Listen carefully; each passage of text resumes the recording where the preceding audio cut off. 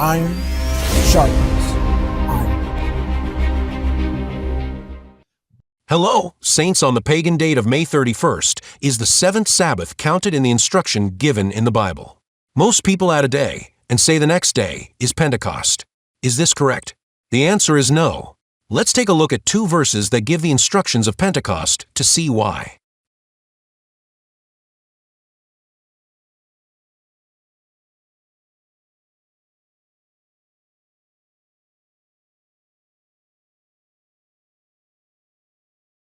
Next, Exodus chapter 12 to 32 and the New Testament have the clues that prove what I am saying is correct. We need to determine whether we should count 7 Sabbaths plus 50 additional days, or if it is 7 Sabbaths plus 1 day. To get the correct answer, we have to figure it out in reverse. What do I mean by in reverse? We should start with Acts chapter 2. The Bible says in Acts 2:1, "And when the day of Pentecost was fully come, they were all with one accord in one place." Here we see that this day refers to Pentecost, and no one can disagree with this because the text is clear. The Bible also says in Acts 2:41 that 3,000 people gladly received his word and were baptized on the same day. We know this day is Pentecost. It is important to note that everyone who studies the New Testament recognizes that it references the Old Testament about 90% of the time. So ask yourself, where in the Old Testament does it talks about 3,000 people? The answer is Exodus chapter 32.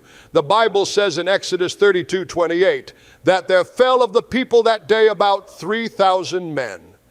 Here we see the wisdom of Yah at work here. The old covenant with Moses as the mediator resulted in the death of 3,000 men because they did not believe and were disobedient.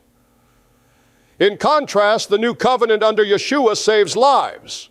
3,000 people who gladly received the word and were baptized were saved, not killed. Now here's the intriguing part. By counting backward or in reverse, the truth is revealed. Chapter 32, verse 6 through 29 is 1 day, which is the 50th day, which is when Moses comes down from the mount with the 10 commandments. Verse 1 through 5, you're going to have 40 days.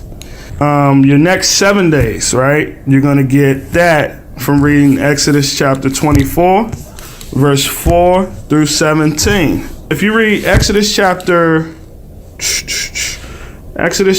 1 through 24, verse 1 through 4, you're going to read about 3 days.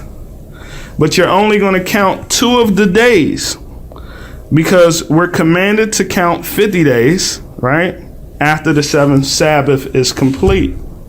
So the reason why you're only going to count 2 of those days because one of those days is the 3rd month, the 15th day. So you can't count that day, okay?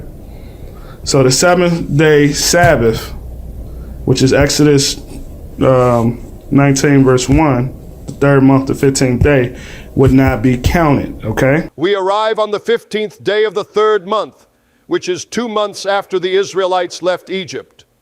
When we count 7 Sabbaths after the Feast of Unleavened Bread, we again reach the 15th day of the 3rd month. This aligns with the description in Leviticus chapter 23. So after May 31st, we count 50 days, and on the 50th day is the Feast of Weeks, or what many call Pentecost. Until next time, keep seeking Yah, and you will find him. Iron sharpens